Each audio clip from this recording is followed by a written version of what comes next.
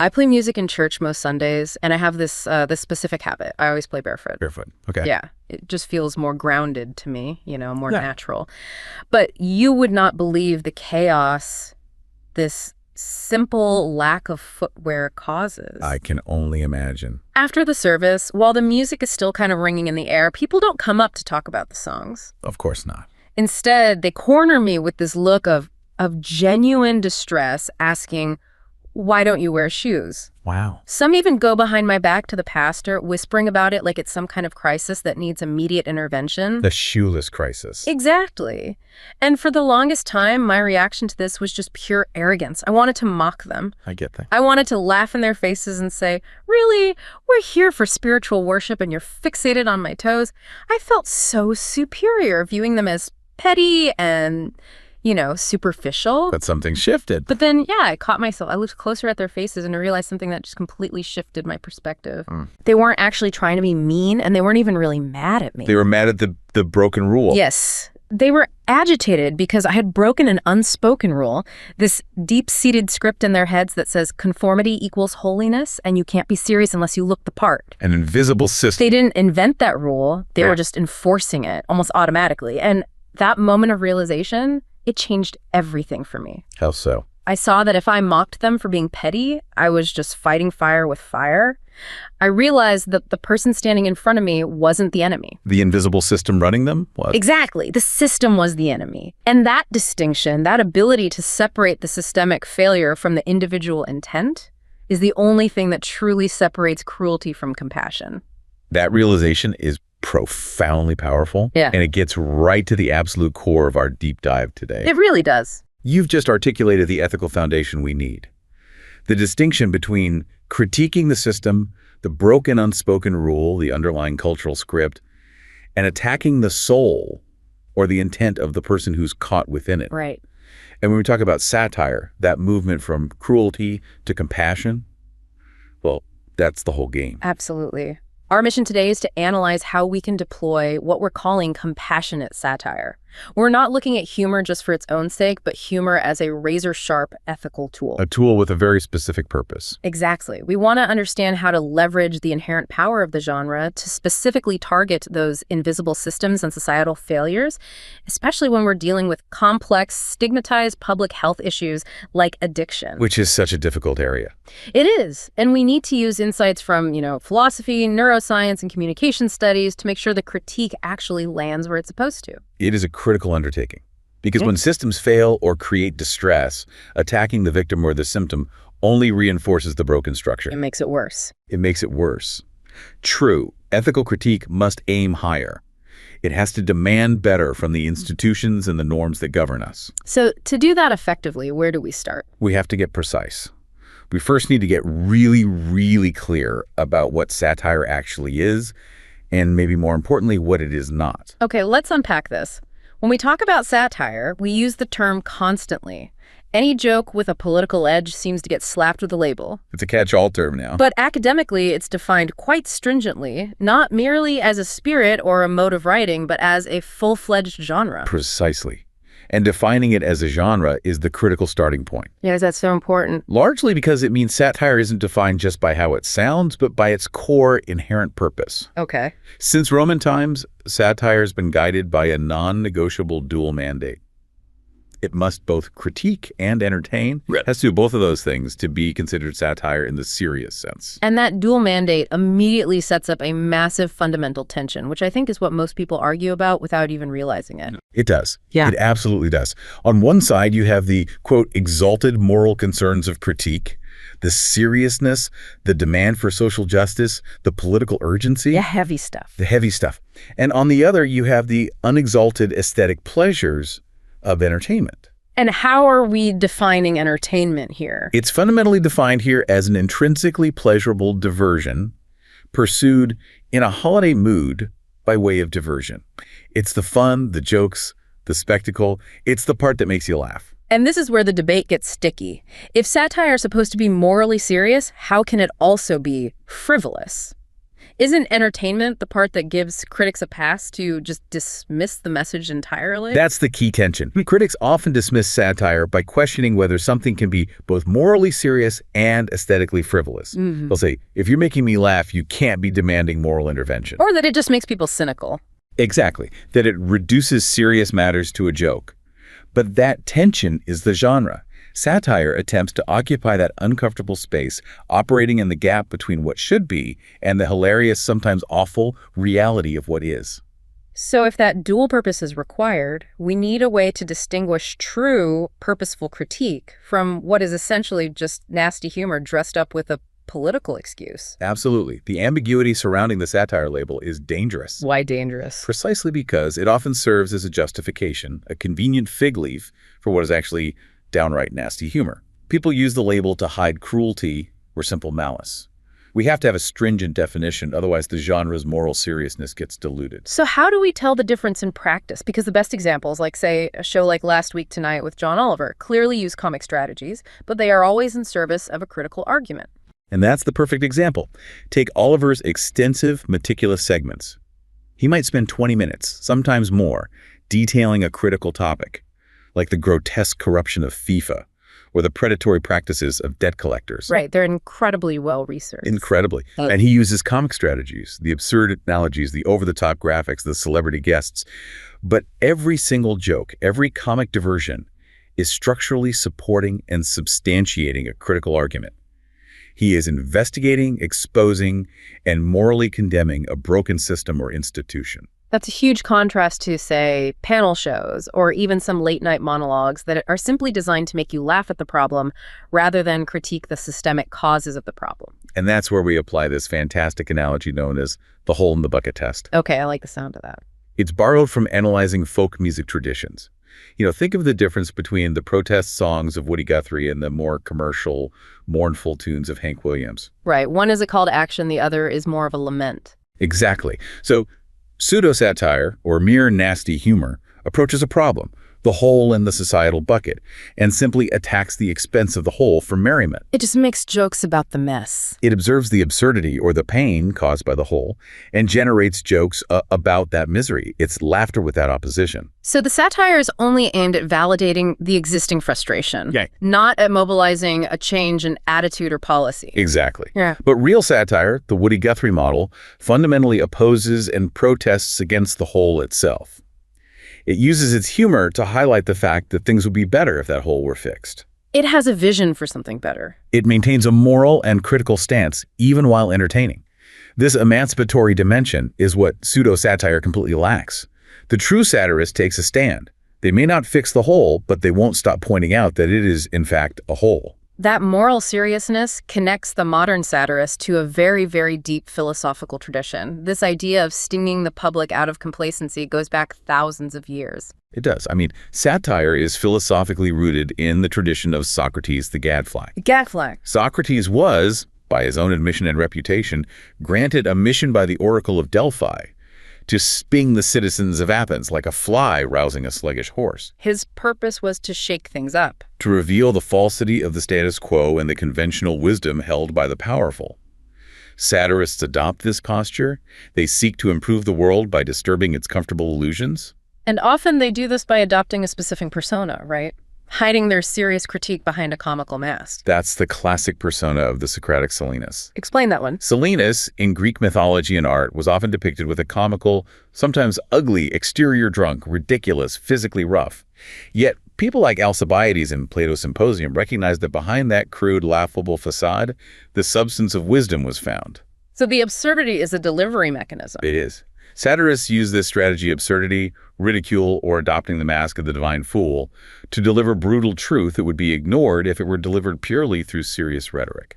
In the 21st century, the language changed, but the function remained. You look at figures like Jon Stewart, who became synonymous with cutting through political spin. He embodied parrhesia, that commitment to brutal, straightforward truth-telling. That's an interesting comparison because Stewart certainly excelled at exposing hypocrisy and speaking truth to power in this, media-saturated landscape. He did, but when philosophers like Foucault discussed parrhesia radical truth-telling, they often looked at historical figures like the Cynics, Like Diogenes. Exactly, Diogenes. He lived literally like a dog in the street, radically separate from societal constraints and expectations. That positioning made him an authentic other. And modern satirists, no matter how powerful their critique, are fundamentally constrained by the very systems they criticize. Exactly. They operate within a highly commercial media structure, whether it's HBO, Comedy Central, or a major publication. They are, in a way, part of the cultural elite. Their survival depends on ratings and subscriptions. Which immediately means their critique is less radically outside the mainstream than historical cynicism. They must appeal to an educated, affluent audience who are mostly already sympathetic to the critique. So it's not a revolution from the outside. No, this commercial constraint changes the nature of the critique from a radical rejection of society to a stinging yet comfortable system of internal critique. It lessens their radical otherness, but perhaps it increases their reach within the established power structure. And that distinction stinging the system from within is what makes them such powerful tools for social communication. It's the perfect mechanism to take on these deeply embedded societal problems that require both intellectual rigor and emotional engagement. It is. So let's pivot that intellectual framework now and apply it to a specific crisis where the system is doing profound harm, the public understanding of addiction. This transition is vital because it moves us from theory to the necessary practice of compassionate critique. When we examine complex public health challenges, especially addiction, we immediately hit a major roadblock. Which is what? The public understanding crisis. The system of common cultural models actively obstructs policy solutions. And when we look at addiction specifically, public thinking is often constrained by these old, harmful cultural models that are highly moralistic, reductive, and just completely inaccurate when you measure them against modern science. That's why we see such a significant definition gap. Studies repeatedly confirm that the general public defaults to viewing addiction primarily as a sin problem. A sin problem, so a failure of moral character. A failure of moral character, a lack of willpower, or simple self-indulgence. This model completely bypasses the systemic and scientific causation, neglecting the neurobiological realities of the disease. It's a centuries-old moral framework being applied to a modern medical problem. Exactly. And if the public, and therefore policymakers, define it as a sin problem, the solutions they'll support are going to be punitive, simplistic, and ultimately ineffective. And that creates the policy gap. Precisely. Researchers, particularly in studies conducted among Albertans, found this disturbing pattern. The public asserts a strong need for effective interventions. They want change. So they see the problem. They see the problem, but their understanding of the causes is so moralistic that they are unable to grasp how policies addressing root causes, like extreme poverty, housing instability, or childhood trauma, would actually function to reduce addiction rates. So they demand a solution, but when you present them with systemic solutions, they reject them because they don't fit the bad choice narrative. Exactly. This gap leaves the public extremely vulnerable to these unproductive, stereotyped considerations. If people would just choose better, the problem would disappear. Which is just not how it works. And it prevents the uptake of evidence-based, compassionate policy, making the system itself, the policy structure, and the cultural model, the true target of ethical critique. So if a compassionate satirist is going to avoid mocking the individual, avoiding the sin problem critique, they need to be armed with a better, more robust scientific story. They need to mock the system that refuses to look at the facts. They absolutely must translate expert understanding using the core story of development as their critical framing tool. Okay, what is that? This perspective situates addiction scientifically, recognizing it as disease rooted in disrupted neurobiology, profoundly shaped by environments, and treatable through social resources and intervention. This is the science story that must supplant the moralistic one. Let's break down that systemic perspective, because it gives us the moral high ground for the critique. The foundation of this story is the concept of brain architecture and toxic stress. And we need analogies to make this science stick. Think of the developing brain not as a computer, but as the construction of a house. Okay, a house. The entire process is sequential and hierarchical. Yeah. You lay the concrete foundation, then you frame the rooms, then you wire the electrical system. Early experiences, from infancy onwards, literally dictate the quality of that architecture. So a strong foundation early on leads to better outcomes later. A strong foundation means the brain can build complex, resilient skills, like emotional regulation and impulse control. And if the foundation is compromised early on, everything built on top of it is structurally unstable. Right. And what causes this damage isn't the occasional fight or a bad day at school, it's toxic stress. And that's a specific term. It is. We're talking about chronic, extreme, and intensive stress conditions that persist over a long duration without adequate protective support. So, severe poverty, physical or emotional abuse, chronic neglect, or the extreme instability of housing or food insecurity. So toxic stress isn't just regular stress. It's a physiological overload that fundamentally disrupts the building process. Precisely. This chronic, high-intensity activation floods the body with negative physiological effects, hormones like cortisol, that fundamentally disrupt the fundamental brain architecture. The stress response itself becomes exaggerated, placing the individual into a state of chronic alarm. That's the biological toll of systemic inequality and neglect. It is. And this chronic disruption creates what scientists call fault lines. Brain fault lines. Yes. These are pre-existing susceptibilities in the neural pathways, analogous to a hairline crack in the foundation of the house. So they're not a guarantee of a problem, but a vulnerability. Exactly. These fault lines are not inevitable causes of addiction or disease, but they make the brain vulnerable. This exaggerated stress response, over time, weakens defense systems against a whole range of lifelong chronic diseases, including heart disease, diabetes, depression, and critically substance use disorders. So the environment is what activates that vulnerability, turning it into a real problem. The fault lines are dynamic. Whether they become dangerous depends entirely on the context and experiences encountered throughout life. If you have a faulty foundation, but you live in a safe, resource-rich community, you may never see the structural consequences. But if you live in a high-stress, resource-poor environment, then those fault lines become structural failures. And this frames addiction as a biological consequence of systemic pressure on a vulnerable foundation, not a random moral failure. that detailed scientific narrative must, by necessity, change the ethical implications for satire. If we adopt this neurobiological reality, we simply cannot, in good faith, target the individual who is suffering. It makes it morally imperative to shift the target.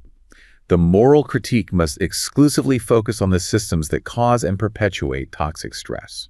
So what are we talking about specifically? We're talking about mocking legislative failures, chronic policy inadequacies, the systematic divestment from community resources, and the grotesque wealth inequality that creates these toxic environments in the first place. So the ultimate ethical goal of the satirist here is to use humor to expose the profound absurdity of a system that possesses scientific evidence showing the damage caused by toxic stress, yet willfully ignores that causality and continues to demand individual moral responsibility for systemic failures. The absurdity of that contradiction is the target. It's the highest form of compassionate critique, targeting the invisible machine that is crushing people, just as you identified with the unspoken rule in the church. Okay, so we've established what to target and why it's ethical. Now we move to the mechanics.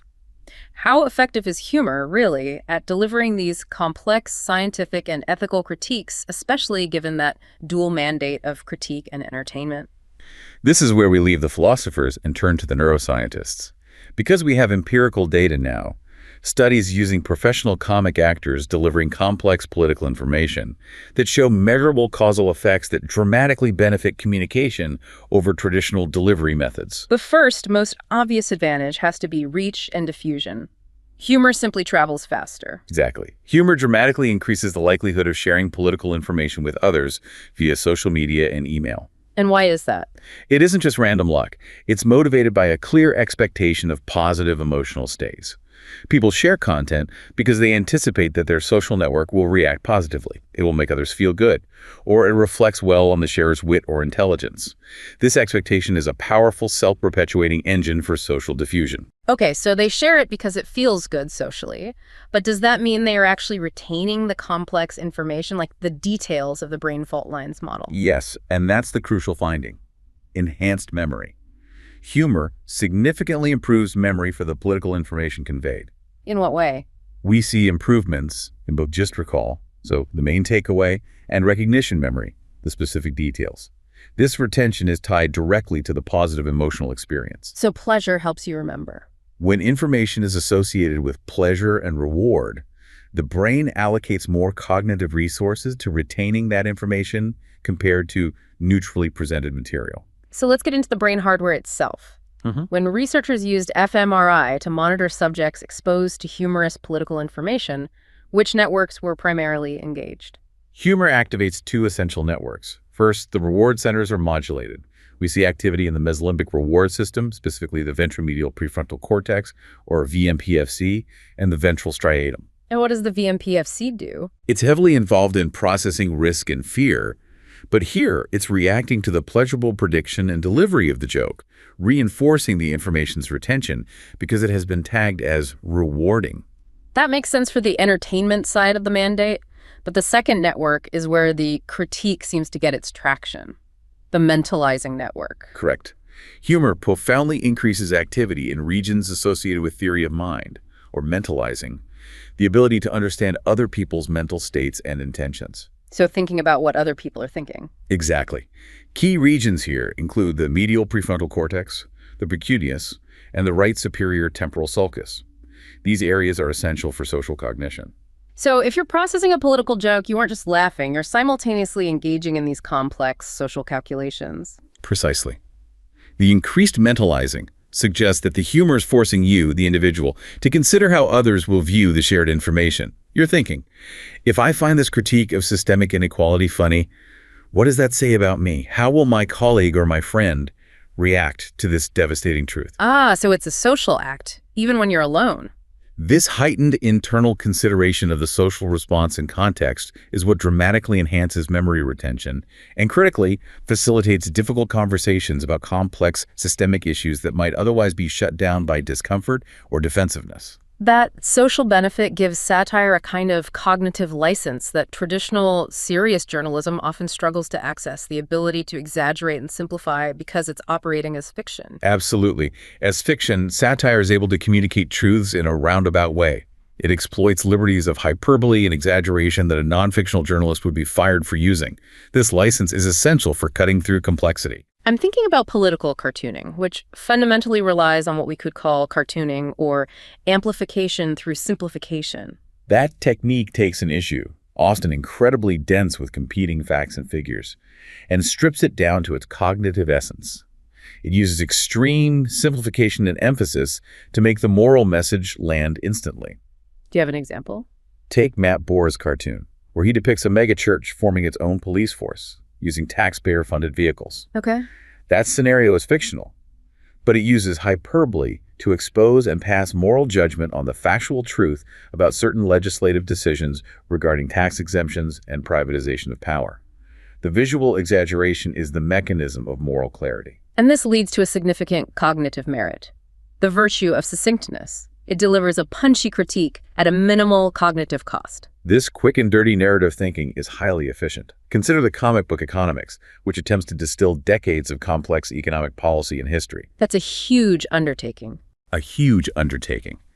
But by using simplified, exaggerated visual language, juxtaposing, for instance, clear images of tax cuts for the wealthy with corresponding immediate visual decay of public institutions like schools or infrastructure, the satire succinctly highlights complex causal relationships. It makes the consequences feel immediate and visceral. It makes the salient aspects of the issue immediately visceral and comprehensible, significantly lowering the cognitive barrier for entry. It's efficient, memorable, and shareable. But we have to acknowledge the flip side, the potential for distortion. That is the cautionary flaw. The same fictional techniques that generate immense cognitive value, the exaggeration and simplification, can also generate imprecision and be cognitively less robust than rigorous, non-fictional deep analysis. So satire can distort facts for effect. It can. And while it's highly effective for quick understanding and moral clarity, you, the audience, must proceed with caution, understanding that you are getting a simplified, albeit deeply insightful, version of the truth that typically requires further investigation. So satire is the excellent opening statement, not the closing argument. That's a perfect way to put it. So satire works. It gets shared, it sticks in the memory, and it simplifies complexity. But maintaining that fierce moral critique week after week in the face of persistent failures must be absolutely exhausting. Oh, unbelievably so. Which brings us to the final and maybe most existential function of the genre, self-preservation for the satirist. This circles back to the core conflict we identified right at the start. That inherent tension between the care for others, the relentless demand of critique, and the care of self, the necessary respite of entertainment. And what happens if you lean too far into the critique? If a satirist commits totally to the moral demand to fix all the holes in the bucket, knowing full well that they cannot fully succeed, they were driven toward despair. That pressure leads straight to the feeling of existential absurdity. The knowledge that your critique, no matter how clever or true, cannot fully emancipate the world, combined with the unavoidable suffering and trauma of facing global horrors every day, that creates this profound philosophical melancholy. And that melancholy can easily lead to depressive inertia or a total inability to act. If the problem is too big, why even bother writing the joke? If you fully internalize the vastness of suffering and the limitations of your influence, the moral impulse can collapse into despair. The emotional burden becomes too heavy to sustain. And as philosophers have long noted, rational reflection alone cannot cure that kind of deep psychological breakdown. Logic fails when you're facing the trauma of the world. Exactly. This is the truth behind rationalism's failure. Trying to solve existential dread or depressive inertia through pure rational argument just doesn't work. David Hume, centuries ago, observed this. What did he find? He found that contemplation of rational doubt or existential despair cannot be solved by rational arguments. They must be interrupted. He said he needed some avocation and lively impression of my senses to interrupt the rational doubt. You need to be yanked back into the immediate self-justifying details of life, the things that are intrinsically pleasurable. That's why the entertainment component of satire isn't frivolous. It's a necessary psychological defense. Entertainment and humor function as a therapy, what we might call a humorous anesthesia or an avocation, to cope with the psychological trauma of constant truthfulness. Psychologically, what's happening there? Is the satirist just becoming morally indifferent? Not at all. Psychologists categorize this as an emotion-focused coping response. It's the art of creating psychological distance. It's a mechanism for learning to live with persistent contrarieties, accepting what is ultimately uncontrollable. So you're not abandoning the fight. The satirist does not abandon the moral commitment. They simply distance the self from the moral consequence to remain functional. That makes the joke not just a tool for the audience, but a survival mechanism for the person writing it. It is the armor that protects the soul. Consider cartoonist Jen Sorensen. She has described the sheer emotional toll of her work. I can imagine. She spent years writing these detailed strips about torture and systemic injustice, but eventually realized she needed to move away from those topics, even temporarily, shifting to a riff on Gucci flip-flops, just to maintain her sanity. That move is not apathy. No. It's therapeutic distancing that allows her to return to the serious topics later. It is. The burden of the satirist is unique. They must point out the problems every week, every day, knowing that the most massive problems, war, poverty, systemic racism, are unlikely to be solved by their strip or their segment. And that recognition is key. I'm thinking of the cartoonist Dan Perkins, who goes by Tom Tomorrow. He's been very open about this. What does he say? He acknowledges the crushing weight of that futility. He says his work likely won't change the world in the grand sweeping sense, but the laughter he generates is absolutely essential because outrage unchecked by laughter will eat you up inside. That's powerful.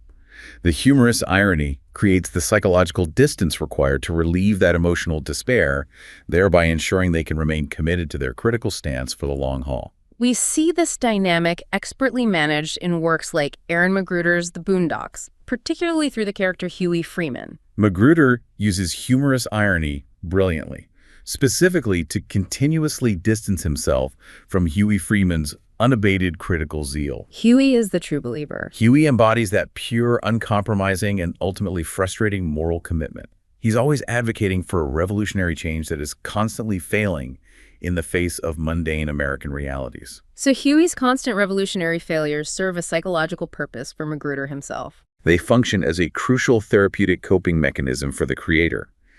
By externalizing that pure, unyielding idealism into Huey and then showing its absurdity, its inevitable failure in the context of the show, Magruder inoculates himself against the paralyzing despair that Huey often represents. The self-mockery is a necessary function to sustain the critical fire without burning out. It is. And the satire ends up mirroring the ultimate necessary human task that can never be fully completed. Which connects directly to the Sisyphean ethic. Exactly. The satirist's mission to critique is likened to Sisyphus's labor. constantly pushing the rock up the hill knowing it will roll down, but performing the task passionately nonetheless. But there's a key difference, isn't there? There is. The satirist explicitly rejects the happy nihilism that Camus proposed for Sisyphus. Yeah. Camus's absurd hero achieves freedom by accepting the meaninglessness of the world and embracing total psychological freedom from the goal. But the satirists cannot accept meaninglessness because their work is fundamentally moral. Exactly. They refuse to leap into metaphysical consolation or into nihilism. Instead, they cultivate a humorous irony that maintains a passionate commitment to truthfulness, even when that truth is profoundly unsettling. So they live in that tension. They oscillate between moments of hope and moments of despair, finding the distance needed to face the absurdity without being crushed by it, and ensuring they have the energy to repaint the walls tomorrow after the truth has defaced them today. That sustainable commitment is satire's ultimate triumph. What a profound journey. We moved from a simple observation about a broken, unspoken rule, the system demanding conformity over authenticity, to a philosophical mandate for survival. It's all connected. It underscores that the critique of systems, whether it's church dress codes or complex neurobiology, requires just as much care for the critic as it does for the criticized. Indeed. The mission of compassionate satirist is clear: to use the inherent power of the genre, that blend of serious critique with necessary entertainment, to target systems and societal norms. Like the damaging cultural models surrounding addiction and systemic inequality. And never the individual victims. This ethical approach is not merely theoretical. It is supported by scientific evidence, showing that humor is a uniquely powerful cognitive vehicle for enhancing sharing, bolstering memory, and driving social conversation about difficult truths. And the significance of satire's definitive tension, that blend of exalted moral seriousness and unexalted aesthetic pleasure, resonates with the fundamental conflict of ethical life itself. It's the human condition, in a way. Satire provides the intellectual distance and the emotional respite necessary to face the persistent absurdity of global suffering, ensuring that the critical impulse, that relentless, demanding pursuit of better, more humane systems, remains psychologically sustainable for those who dare to speak the truth.